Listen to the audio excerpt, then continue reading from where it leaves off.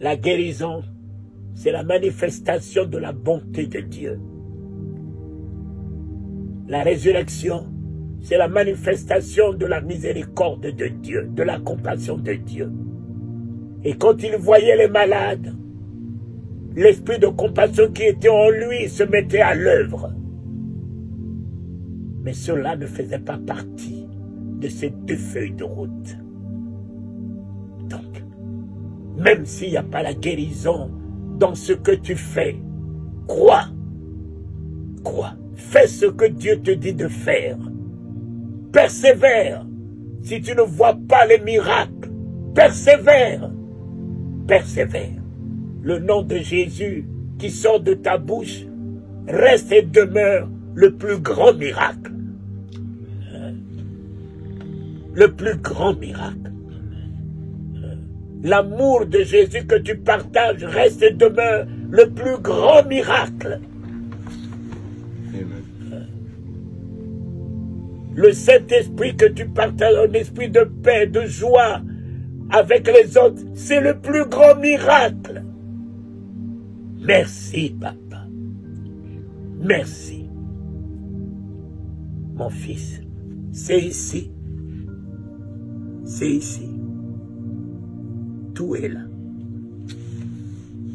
Tout est là.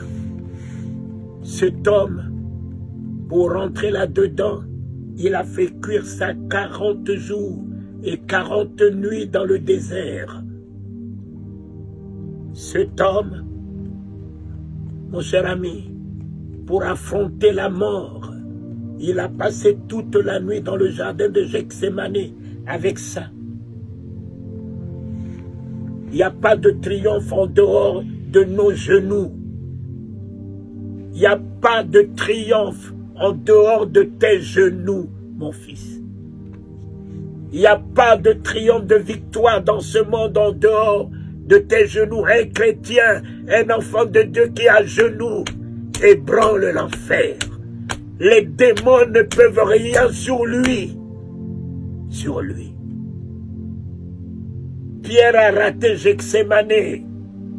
Pierre est devenu sanguinaire, coupant l'oreille et allait renier son maître devant une pauvre femme.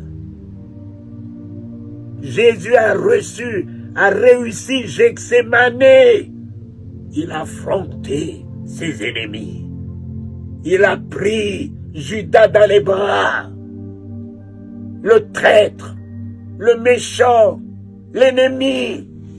Au lieu de nous détourner de nos ennemis, au lieu de ne pas leur tendre les mains, lorsque tes genoux sont par terre toute la nuit, tu as la hauteur au-dessus de leur méchanceté. Tu prends de la hauteur au-dessus de leur ingratitude. Tu prends de la hauteur au-dessus. Il a pris Judas, il l'a appelé mon frère. Mon frère. Oh Seigneur, tu as trouvé tout cela où? Il a trouvé tout ça dans le jardin de Gethsémane.